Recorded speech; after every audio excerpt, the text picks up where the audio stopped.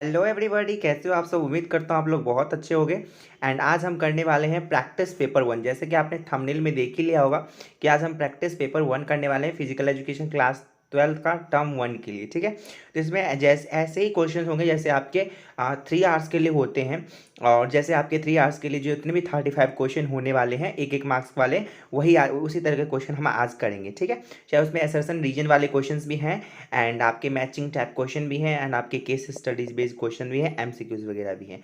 चलिए स्टार्ट करते हैं। इंस्ट्रक्शन आप खुद पढ़ लीजिएगा कि 35 क्वेश्चन है, एक एक मार्क्स का है, ऑल क्वेश्चन कंपलसरी है। आंसर द क्वेश्चन जैसे जैसे आपको इंस्ट्रक्शन दिया हुआ है उस तरीके से आप क्वेश्चन आपको करना है। ठीक है, सो चलिए स्टार्ट करते हैं। आपका सबसे पहला है जल्दी जल्दी करने की कोशिश करेंगे क्योंकि हमारे पास 35 क्वेश्चन है, और जितने कम समय में हम कर पाएंगे उतने उतने ही जल्दी उतना ही अच्छा होगा हमारे लिए। सो स्टार्ट करते हैं अपना 35 क्वेश्चन का ये सीरीज। ओके, सो हमारा सबसे पहला क्वेश्चन ये है कि if a male senior citizen, हमारा सीनियर सिटीजन टेस्ट आपको याद आ रहा होगा, रिक्लियन जॉन्स टेस्ट जिसे कहते हैं। ठीक है, इसी तरीके से मैं रिलेट कराता चलूँगा, थोड़ा सा टाइम लग सकता है, उसके लिए आपको पेशेंस बना के रखना पड़ेगा। ये प्रैक्टिस पेपर 1 के लिए इस तरीके से मॉक टेस्ट 1 भी कह सकते हो आप, मॉक पेपर भी कह सकते हो।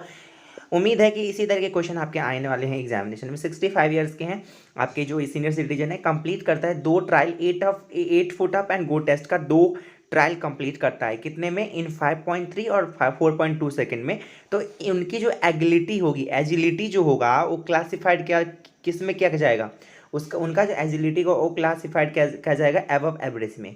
ये याद रखिएगा। ठीक है, जब 5.3 और 4.2 सेकंड में एक चार्ट होगा आपके आपके बुक में, डिक्लियन जॉन्स वाले टेस्ट जो है उसमें 8 foot up and go test में देख लेना, एजिलिटी का एक चार्ट होगा कि कितने सेकंड वाले को क्या क्या है। ठीक है, मतलब कौन सा एवरेज है, बिलो एवरेज है, एक्सट्रीमली पुअर है उनका एजिलिटी, इसमें क्या होगा, एबव एवरेज। ठीक है, इसी तरीके से फटाफट करने की कोशिश करेंगे हम क्वेश्चन। चलिए क्वेश्चन 2 हम देखते हैं यहाँ पर कि जो क्वेश्चन 2 है ये मैचिंग टाइप क्वेश्चन है। जैसे मैंने बताया था इसमें मैचिंग टाइप क्वेश्चन भी होंगे। इसी तरह के क्वेश्चन मैंने करा रखे हैं एमसीक्यूज वाले सीरीज में, नहीं देखा है तो जाके वो सीरीज देख लो, बहुत ही लोग बच्चों ने देखा है, उनको बेनिफिट हुआ ही होगा। पब्लिसिटी कमेटी क्या करता है? पब्लिश करता है, मतलब पब्लिसिटी कमेटी पब्लिसिटी करता है, यानी एडवर्टाइज करता है आपके स्पोर्ट इवेंट को।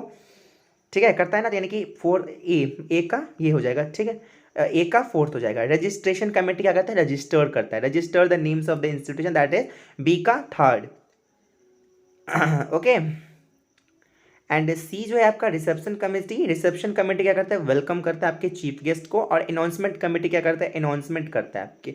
तो आप देखो कौन से ऑप्शन में आपके ये जो एमसीक्यूज है वो, मतलब ये जो चार्ट है ये, मतलब जो आपके बेस्ट करेक्ट ऑप्शन मिल रहे हैं। ठीक है, पहले का 4th देखते हैं, ए में भी है बी में भी है। ठीक है, तो ए का हम पहले का 4th ठीक लेते हैं, बी का 3rd, यानी कि आपके सी वाला ऑप्शन पहला तो गया, ये दोनों ऐसे ही चला गया। और सी का 2 बिल्कुल सही है, और डी का 1। इसी तरीके से क्वेश्चन हमारा आंसर सी हो जाएगा इसका। ठीक है, इसका आंसर सी हो जाएगा। ठीक है, उम्मीद है आपको ये पसंद आया होगा।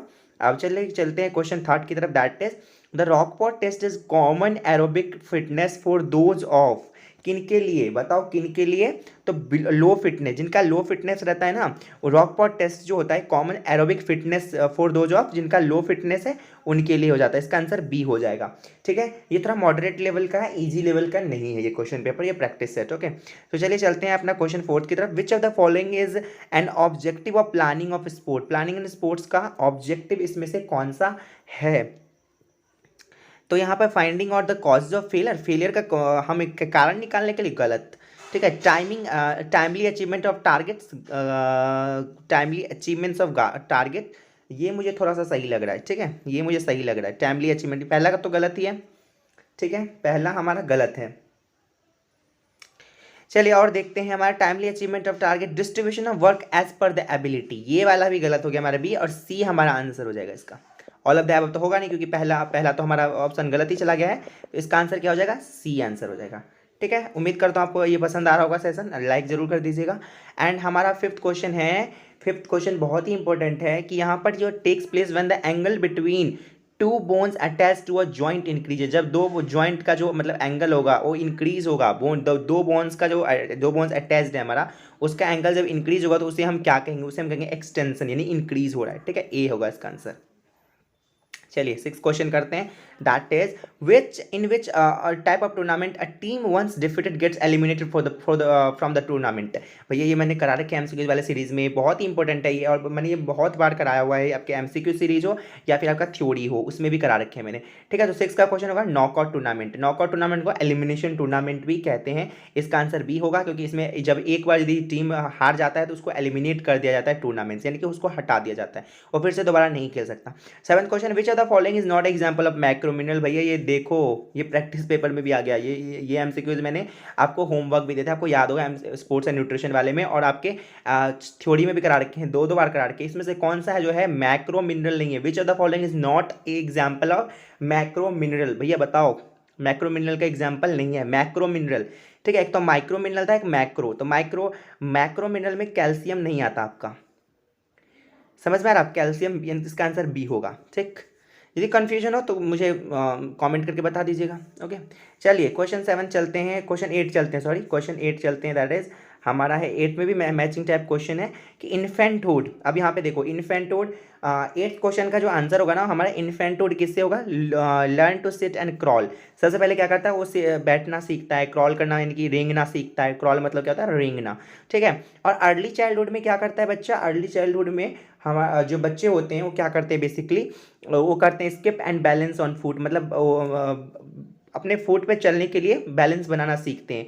थर्ड जो होगा हमारा, जो मिडिल चाइल्डहुड है, उसमें हमारा क्या करते हैं? लर्न वैल्यूज लर्न, मतलब आपके वैल्यूज, मोरल वैल्यूज सब सीखना स्टार्ट करते हैं। लेटर चाइल्डहुड में ऑल्सो रेफरेंस एज एडल्सेंस। तो ये हमारा इसका आंसर क्या होगा? बी देखो, ये सारे क्राइटेरिया मिल रहे हैं। ठीक है, सारे ऑप्शंस मिल रहे हैं। चलिए चलते हैं अपना 9th क्वेश्चन की तरफ। That is sit and reach test is conducted to measure. अब ये मैंने क्वेश्चन करा रखे हैं, ये क्वेश्चन देखो, और प्रैक्टिस टेस्ट में आपके भैया इससे अलग आ ही नहीं सकता आपके बोर्ड, आपके टर्म 1 एग्जामिनेशन में, बोर्ड एग्जामिनेशन में।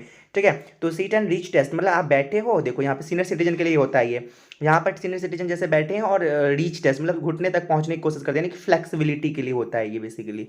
ठीक, आपको मैं समझाते हुए चल रहा हूँ। 9th क्वेश्चन भी हो गया। अब हम चलते हैं 10th क्वेश्चन की तरफ। 10th क्वेश्चन में क्या है कि seeding is a procedure by which good teams are placed in a fixture in such a way that the stronger teams do not meet each other at a 10th में at the start of the tournament. जैसे हमारा मान लो seeding method दिया जाता है, seeding दिया जाता है, एक तो बाय दिया जाता है, एक सीडिंग दिया जाता है। सीडिंग इसीलिए दिया जाता है कि हम, एक प्रोसीजर होता है कि हम गुड टीम्स को सीड कर देते हैं टूर्नामेंट में, जब हम फिक्चर बनाते हैं नॉकआउट बेसिस पे, तो उसमें हम क्या करते हैं? सीड कर देते हैं। सीड कर देते हैं कि ताकि जो हमारा स्ट्रॉन्गर टीम होता है ना, स्ट्रॉन्गर टीम, वो एक ही राउंड में मतलब फर्स्ट ही राउंड में एक दूसरे से ना मिल जाए, एक दूसरे से नहीं भिड़ जाए। तो ये होगा ना, यदि दो स्ट्रॉन्ग टीम एक ही साथ भिड़ जाएंगे तो इस दो स्ट्रॉन्ग टीम में से एक स्ट्रॉन्ग टीम ही निकलेगा।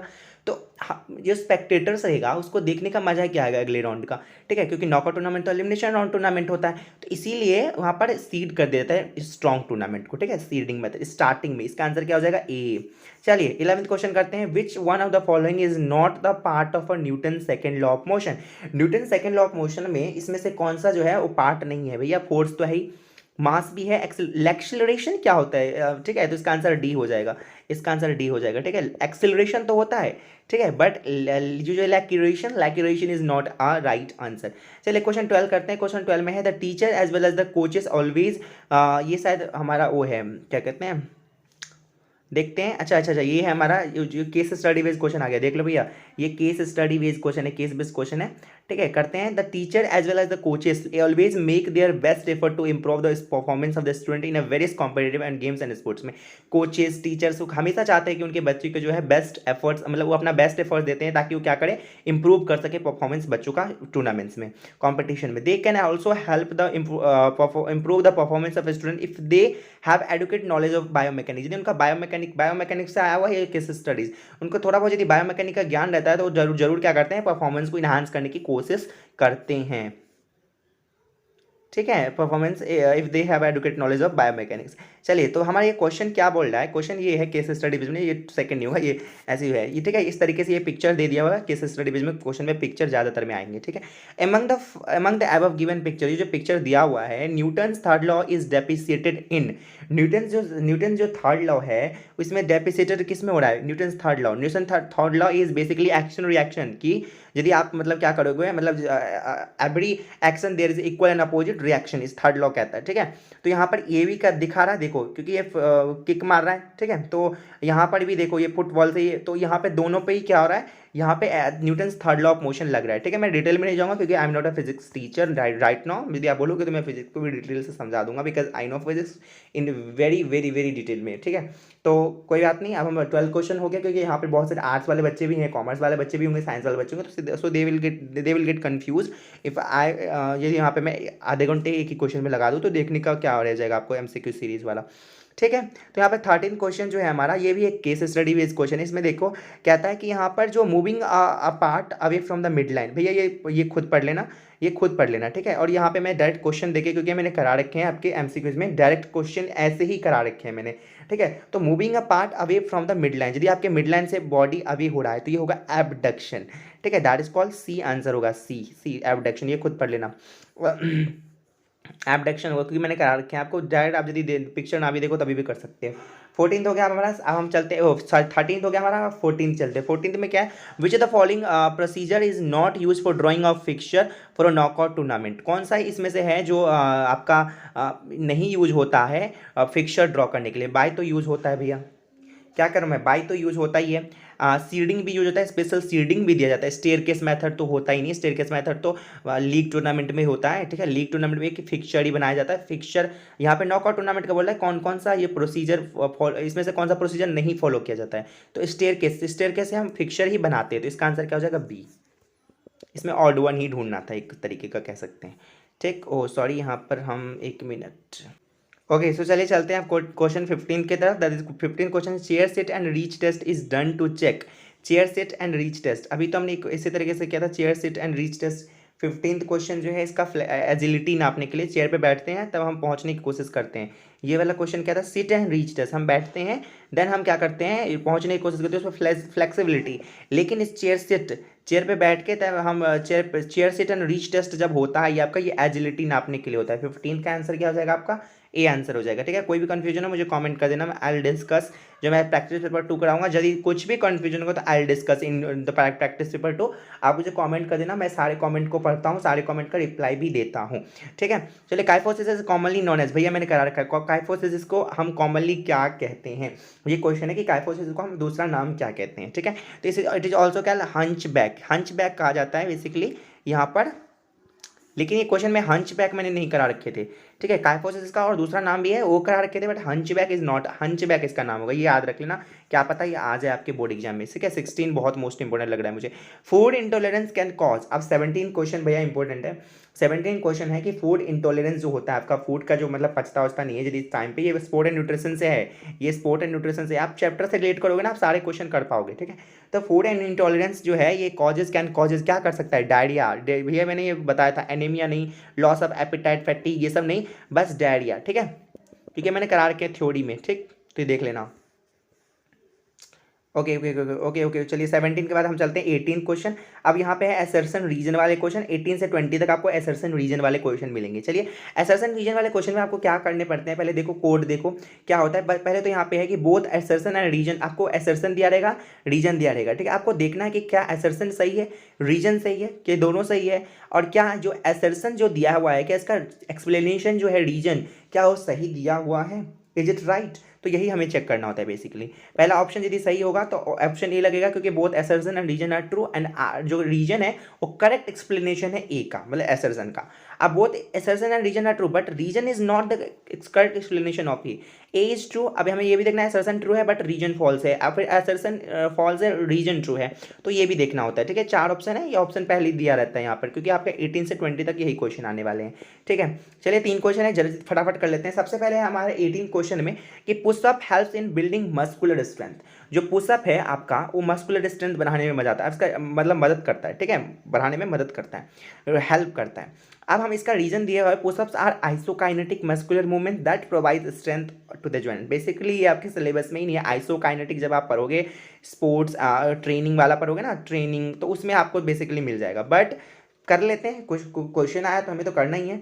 तो हमें इसका जो है भैया कि असर्शन तो पुशअप तो मदद करता है, बट जो आपका रीजन जो है ना, मुझे लग रहा है रीजन तो रीजन जो है मतलब देखो असर्शन तो मुझे ट्रू लग रहा है, क्योंकि पुशअप तो ऑब्वियसली है, पुशअप वैसे भी बोलते हैं कि यदि आपको मस्कुलर स्ट्रेंथ बनाना हो तो कर लो, but reason is related to your isokinetic muscular movement that provide strength to the joint, joint को क्या मदद करता है, दैट इज नॉट ट्रू। तो मुझे लग रहा है इसका आंसर, मुझे इसका आंसर सी लग रहा है, ठीक है। ओके सो हम देखते हैं यहाँ पर कि इसका आंसर है सी, ठीक।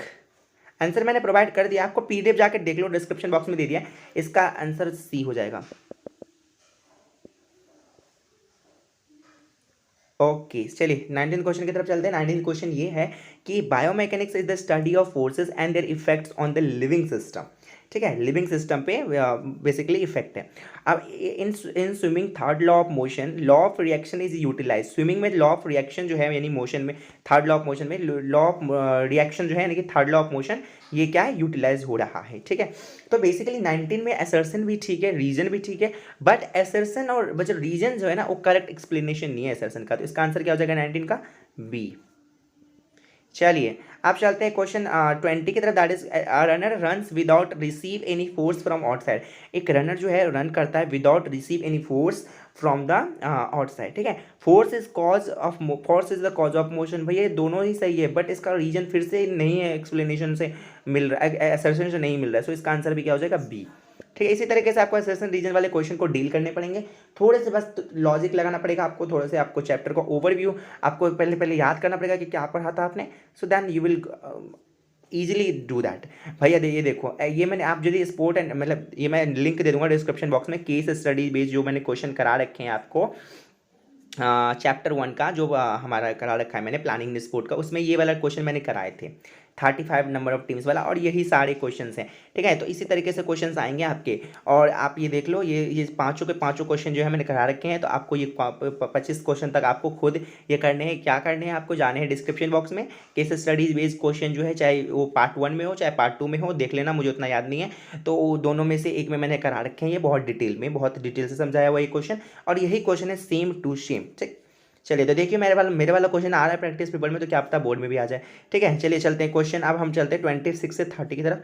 ऐसे तो मैंने ये वाला शायद नहीं कराए हुए हैं, पर देखते हैं। चलिए अब यहाँ पे ये है कि फूड इंटॉलरेंस कौन कैन कॉज, ये तो अभी क्वेश्चन आया हुआ था 26 जो क्वेश्चन है हमारा, उसका ए आंसर होगा। अभी ये क्वेश्चन आया हुआ है, और भी केस स्टडी बेस में भी क्वेश्चन आ गया, तो देखो कितना क्वेश्चन घुमा फिरा के मतलब ऐसे ही दे दिया जा रहा है। अब which are the following is a normal BMI for a man, मतलब एक मैन है, एक आदमी है, उसका जो नॉर्मल BMI क्या होगा, 80.5 से 24.9, इसका हम बी आंसर होगा, ठीक है। इसका मैं जो है आप ये पढ़ लेना एक बार, थ्योरी जो है ये पढ़ना जरूरी होता है आपको, क्योंकि आपको थोड़ा बहुत आइडिया मिल जाएगा कि किस चैप्टर से है और ये किसके बेसिकली किस टॉपिक से ऊपर है, और देन आप रीड करते हो क्वेश्चन। यदि आपको रीड क्वेश्चन डायरेक्ट करो, पहले क्वेश्चन को रीड डायरेक्टली करो, यदि आपको क्वेश्चन डायरेक्टली ही आते हैं then you will not then you don't have to go in a detail about you don't have to go in passage and read all the stuff, ठीक है। तो आपको कोई जरूरत नहीं है पढ़ने का, ठीक। तो यू शुड हैव टू बस ओवरव्यू ले लो, एक ओवरव्यू एक बार पढ़ लोगे तो क्या 3 घंटे का टाइम है, बहुत टाइम है, 35 क्वेश्चन 3 घंटे में करने भाई टिक मार्क है। लेकिन हाँ ये करने हैं आपको थोड़े बहुत ध्यान रखना है, क्योंकि आपको OMR शीट भरने हैं, अभी मैं आगे बताऊंगा OMR शीट भरते किस तरीके से, ठीक है। चलिए अब हम नज़दीक आ गए हैं क्वेश्चन के। Excessive intake of iron and magnesium can cause, हम यदि ज़्यादा आयरन का यूज़ कर लें अपनी डाइट में, एक मैग्नीशियम का यूज़ कर लें अपने डाइट में, तो उससे हमारा क्या होगा कि हमारा किडनी में स्टोन हो जाएगा, किडनी में पत्थर हो जाएगा, ठीक है। ये याद रखना, ये बहुत इंपॉर्टेंट क्वेश्चन है, ये इस तरह के क्वेश्चन आ सकते हैं, ये आपके related to your reasoning question कहते हैं, इसे रीजनिंग क्वेश्चन कहते हैं, ठीक है। रिकेट्स नहीं होगा, नर्वस प्रॉब्लम नहीं होगा, ये किडनी में स्टोन होने का ज़्यादा खतरा रहता है यदि हम आयरन और मैग्नीशियम का ज़्यादा इंटेक कर लेते हैं तो, ठीक। चलिए क्वेश्चन 29 है हमारा कि who which among the following is a symptom of food intolerance. Food intolerance यदि आपने नहीं पढ़ा तो जाके डिस्क्रिप्शन बॉक्स में थ्योरी का पार्ट का लिंक दे दिया, जाके देख लो कि फूड इंटॉलरेंस इसमें से फूड सिम्पटम क्या है, कि आपको कैसे पता चलेगा कि आपका लक्षण क्या लक्षण होते हैं, जब आपको पता कैसे चलेगा कि आपको फूड इंटॉलरेंस हो चुका है, ठीक है। तो लक्षण क्या होते हैं बेसिकली। सो 29 का क्वेश्चन का जो आंसर होगा वो होगा हमारा नॉजिया एंड हेडेक। देखो डायरेक्ट आपको दिख रहे हैं नॉजिया एंड हेडेक, तो आपको यही आंसर होगा, क्योंकि swelling in the face, mouth में स्वेलिंग नहीं होता, टर्निंग इची टाइप का आपको, यानी कि मतलब इचिंग नहीं होता, मतलब खुजली उजली नहीं होता, ऑल ऑफ दिस तो होगा नहीं, क्योंकि ऊपर का तो गलती हो गया, तो इसका आंसर सी हो जाएगा, ठीक। चलिए क्वेश्चन अब चलते हैं हमारा 30, दैट इज 30 का, if a person of a BMI 17.6, भैया ये बहुत इंपॉर्टेंट क्वेश्चन, इस तरह के क्वेश्चन मैं कहता हूँ आ सकते हैं। 17.6 अभी हमने भी देखा कि नॉर्मल जो है 18.4 से शायद 18.4 से 24.9 तक होते हैं। ठीक, तो आपको यदि 17.6 है, यदि आपको मान लो आपका BMI 17.6 है, तो आपको किस में कंसिडर किया जाएगा? आपको क्या कहा जाएगा कि आपको अंडर नरिस्ड हो, अंडर नरिस्ड यानी कि अंडर वेट हो।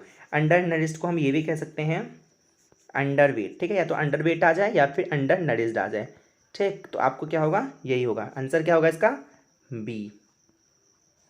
ओके, सो चलिए चलते हैं क्वेश्चन 30 से 31 से 35 आपका फिर से केस बेस्ड क्वेश्चन है, और ये आपको दिख रहा है सीनियर सिटीजन दिख रहे हैं, तो यानी कि डायरेक्ट आपके टेस्ट एंड मेजरमेंट से आ गया आपका ये जो आपका केस स्टडी बेस्ड क्वेश्चन है। मिस्टर लक्ष्मण है एज्ड है उसका 65 ईयर्स, और ये एक सिविल इंजीनियर है, कंस्ट्रक्शन कंपनी में काम करते हैं। He had to walk and climb up lot as a part of his job, उनको ज़्यादा ज़्यादा चलना पड़ता है, दौड़ना धूपना पड़ता है। After retirement he settled with his son, अपने सन के साथ, अपने ग्रैंड चिल्ड्रन के साथ सेटल हो गए रिटायरमेंट के बाद। Not days he is experiencing difficulty in doing certain course which involve the physical movement, यदि वो अब फिजिकल मूवमेंट कुछ काम करते हैं, क्या वो बहुत बैठ चुके हैं तो उनको दिक्कत होता है। अब हम यहाँ से क्वेश्चन पढ़ते हैं, क्वेश्चन क्या कहते हैं कि which of the following test should you recommend to check the mister Lakshman's fitness, Rikli and Johnson, that is called senior citizen test. इसका आंसर क्या हो जाएगा, बी, क्योंकि सीनियर सिटीजन है तो आप कौन सा टेस्ट कहोगे, उनको कहोगे रिकली एंड जॉन्स करा लो, उसमें जो भी 6-7 टेस्ट है वो आपको टेस्ट होगा, एंड देन आपको पता चल जाएगा कि आपको कौन सा क्या करना है, आपको एक्सरसाइज कौन सी करनी है। ठीक है, how many series of test are there in the prescribed fitness test for mister Lakshman, भैया मोस्ट इंपॉर्टेंट है कि कितने, अब यहाँ पे डायरेक्ट पूछ लिए गए हैं क्वेश्चन को घुमा बढ़ा के कि रिकली, अब यहाँ पे बताता हूँ, रिकली एंड जॉन टेस्ट जो है, रिकली एंड जॉन्स टेस्ट, उसमें कितने सारे टेस्ट हैं, बेसिकली कितने टेस्ट इंक्लूड है, तो भैया 6 है ना, 6 है। ठीक है, तो आंसर क्या हो जाएगा, बी। चलिए बहुत इजी था। अब क्वेश्चन 33 है कि chair sit and reach test is done to check, अभी मैंने कहा है 3, देखो देखो क्वेश्चन किस तरीके से घूम के वही आ रहे हैं। ठीक है, तो चेयर एंड रीच टेस्ट मतलब चेयर पे बैठते हो आप, और फिर जो रीच वहाँ तक पहुँचने की कोशिश करते हो, दैट इज फ्लेक्सिबिलिटी होगा। ठीक है, एक जगह मैंने गलत कर दिया है तो वो भी मैं अभी आगे जाऊंगा उस वाले क्वेश्चन पे ठीक से फिर से। तो चेयर पे बैठते हो और पहुंचने की कोशिश करते हो, दैट इज कॉल्ड फ्लेक्सिबिलिटी, इसका सी आंसर होगा। ठीक, आप चलिए चलते हैं, क्वेश्चन है कि which test will you suggest to measure upper body strength of mister Lakshman, भैया मैंने करा रखे हैं कुछ टेस्ट एंड मेजरमेंट वाले में ये इसी तरह के क्वेश्चन करा रखे हैं कि अपर बॉडी के लिए आपको कौन से टेस्ट बोला जाएगा करने के लिए, तो that is arm curl test. ठीक है, आर्म कर्ल टेस्ट, जिसमें मैंने वेट भी बताया था कि आर्म कर्ल टेस्ट में कितना वेट होता है मैन के लिए, कितना वेट होता है वुमेन के लिए, वो सब वाले भी वो सीरीज देख लो जाके, जो MCQ वाले नहीं देखा तो जाके देख लो। फिर 35 क्वेश्चन है कि the back scratch test is measured, ये भी करा रखे हैं मैंने, ये भी करा रखे हैं देखो। तो बैक स्क्रैच टेस्ट जो है ये आपके जो है अपर बॉडी की फ्लेक्सिबिलिटी नापने के लिए होता है। देखो इसी तरीके से क्वेश्चन आएंगे, कहीं क्वेश्चन क्या घूम फिर के आ रहा नहीं आ रहा, जितना मैं करा रहा हूँ उतना कर लो ना, बहुत हो जाएगा आपके लिए, बहुत बहुत बहुत हो जाएगा। 35 क्या, आप तो 40 भी ले आओगे, कोई बात नहीं। ठीक, तो उतनी कर सकते हो। ठीक है, सिट एंड रीच टेस्ट, देखो सिट एंड रीच टेस्ट जो है यहाँ पे फ्लेक्सिबिलिटी ही होगा, ये आंसर होगा इसका। चलिए और देखते हैं और कहाँ पे था, हाँ chair sit and reach test, ये चेयर पे बैठते हैं, ये पे मैंने एजिलिटी नहीं फ्लेक्सिबिलिटी होगा यहाँ पर। ठीक है, मैंने एजिलिटी बता दिया था, सॉरी फॉर दैट, तीनों के लिए, क्योंकि चेयर पे बैठो, देखो बात तो बराबर ही है, चेयर पे बैठे और रीच टेस्ट मतलब पहुँचने की कोशिश करते हो तो, और यहाँ पे सिट एंड रीच टेस्ट, यहाँ पे चेयर नहीं लिखा है बस, तो वहाँ पे बेसिकली फ्लेक्सिबिलिटी की बात हो। तो चलो आप चलते हैं हम अपना OMR सीट और थोड़ा सा देखते हैं, यदि इसमें आंसर ना मिले तो कोई बात नहीं, कोई आंसर का करेक्शन भी होता है, मैंने आंसर का भी दे दिया है, कोई बात नहीं, यहाँ पे आंसर नहीं, आंसर आपको मिलेगा, आंसर यदि आप खुद से भी करना, यदि आपको कोई सा आंसर का क्वेश्चन का आंसर यदि गलत लग रहा हो ना तो मुझे कमेंट कर देना, देन मैं आपको क्लैरिफाई कर दूंगा, आपका जस्टिफाई कर दूंगा आपके क्वेश्चन का आंसर। ठीक, तो अब यहाँ पे प्रैक्टिस पेपर 1 का OMR सीट किस तरीके से भरोगे। सपोज हमने पहले का आंसर सी बोला था, ठीक है, तो OMR सीट आप किस तरीके से भरोगे, देखो मैं यहाँ पे सजेशन बता रहा हूँ आपको, बता दे रहा हूँ कि इस तरीके से ही करना है आपको और किस तरीके से नहीं करना है, क्योंकि OMR सीट जो होता है मशीन से चेक होता है। आपको यहाँ पे डायरेक्टली बोला गया कि आपको इस तरीके से नहीं करने, जैसे यहाँ पे 4 ऑप्शन है तो आपको इस तरीके से नहीं भरने, ऐसे करोगे तो मशीन जो है वो नहीं जाँच कर पाएगा, वो आंसर आपका गलत हो जाएगा, वहीं पर इसका आपका तभी आपका 1 मार्क्स चला जाएगा। तो आपको बिल्कुल ध्यान से भरना है OMR सीट। इनकरेक्ट इस तरीके से यदि जो गलत होगा उसको ये भी नहीं करना, आपको जो सही होगा ना सिर्फ उसी पे ही गोला लगाना है, आपको आधे गोले भी नहीं भरने, पूरे गोले भरने हैं। ठीक है, देखो अब मैं बताता हूँ क्या करना है आपको, जैसे मान लो चलो यहाँ पे देखो पहले का जो आंसर है जैसे सी है, तो यहाँ पे ये गोले को पूरे भरने होते हैं इस तरीके से, इस तरीके से, मतलब अब मैं देखो यहाँ पे तो गोला मैं ओवर एक्सीड कर दिया, बट नहीं, जैसे मान लो ये गोला है, इसको पूरे भरने होते हैं इस तरीके से, ठीक। और सिर्फ करेक्ट वाले को ही भरने होते हैं, आपको इनकरेक्ट से मतलब नहीं है उसमें, सिर्फ और सिर्फ करेक्ट। जैसे आप करते थे ना एमसीक्यूज में, जैसे टिक मार्क द क्वेश्चन करते बचपन में कि 4 ऑप्शन है, उसमें से एक ऑप्शन में आपको टिक मारने होते थे। तो ध्यान रखना कि ये थोड़े से भी ना रहे खाली, ये आपको इस तरीके से बिल्कुल भरने हैं, इस तरीके से आपको फिल करने हैं, जैसे मैं कर रहा हूँ ना वैसे करने हैं आपको। और आप चाहे एक ही पेन लेना, एक ही पेन यूज़ करना, ये ना कि ब्लैक यूज़ करो या फिर ब्लू। तो आपको जो भी सजेशन दिया जाए आपके स्कूल में वही यूज़ करना, ठीक है। तो क्योंकि एक ही पेन से करोगे ना तो सही रहता है, आपको मशीन अच्छे से चेक कर पाएगा। और ये देखो यहाँ पे तो मैंने बिल्कुल भी थोड़ा सा मतलब, क्योंकि आप पेन से करोगे ना तो यहाँ पर ये नहीं होना चाहिए कि यहाँ पे ऐसे हो गया, यहाँ पे ऐसे हो गया, तो वो गलत मान लिया जाएगा। आपको बिल्कुल केयरफुल तरीके से, ये नहीं कि आपको एमसीक्यूज में है तो ओएमआर सीट है भैया, ओएमआर सीट को आपको बिल्कुल सही से भरने हैं। यदि आप नहीं भरोगे तो you will get 0 marks in that particular question, यदि आप जो भी गलत क्वेश्चन करोगे तो, ठीक है। क्योंकि आपको ध्यान रखने हैं कि किस तरीके से करने ओएमआर सीट में 35 क्वेश्चन है तो क्या हुआ, ठीक है। Students should not right anything below this, आपको इसके नीचे कुछ भी नहीं लिखने हैं, ओएमआर सीट को बिल्कुल केयरफुल तरीके से भरने हैं, ठीक है। आपको नाम में भी ओएमआर सीट भरना पड़ेगा, रोल नंबर में भी ओएमआर सीट भरना पड़ेगा, ठीक है। तो उम्मीद करता हूँ आपको ये पसंद आया होगा। सिग्नेचर ऑफ द एग्जामिनर, आपका सिग्नेचर करेंगे एग्जामिनर, और यहाँ पे मार्क्स आपके बाद में लिखे जाएंगे जब आपके ओएमआर सीट चेक होके आ जाएगा, तो इससे आपको कोई लेना देना नहीं है अभी, ठीक है। तो चलिए, उम्मीद करता हूँ आपको पसंद आएगा। प्रैक्टिस पेपर 2 आपके जो है अभी 1-2 दिन में अपलोड हो जाएंगे। आपके प्रैक्टिस पेपर 3 तक मैं करा दूंगा, आपके बोर्ड एग्जाम मतलब जो आपके टर्म 1 एग्जाम होंगे उससे पहले मैं आपके प्रैक्टिस पेपर 3 करा दूंगा, ताकि आपको एकदम बिल्कुल आपका जो प्रैक्टिस है पेपर एकदम पीक पे रहे, ठीक है। तो उम्मीद करता हूँ बहुत पसंद आया होगा। यदि आपको पसंद आए तो प्लीज़ इसको शेयर कर दो वीडियो को अपने फ्रेंड्स के साथ, अपने ग्रुप में, ताकि उनको भी इससे बेनिफिट मिले, ठीक है। So thank you so much for that. And आपको अब स्पोर्ट एंड न्यूट्रिशन वाले को आपने बहुत ही प्यार दिया है, क्योंकि मैं तो ऐसे ही एक हॉबी की तरह मैंने ये स्टार्ट किया था ये सीरीज़, बट हाँ व्यूज़ आ रहे तो मैं भी और मोटिवेट हो रहा हूँ। So thank you so much.